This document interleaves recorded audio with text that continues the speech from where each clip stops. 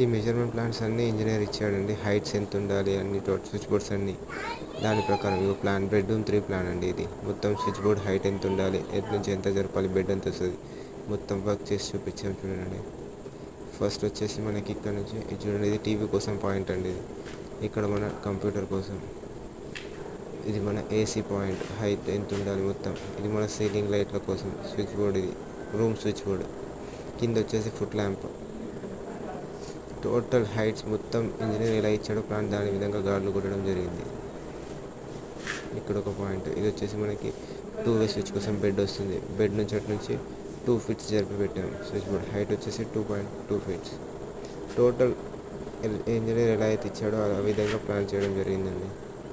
మొత్తం A to Z engineer ఇచ్చినట్టు జరిగింది ప్లాన్ మొత్తం.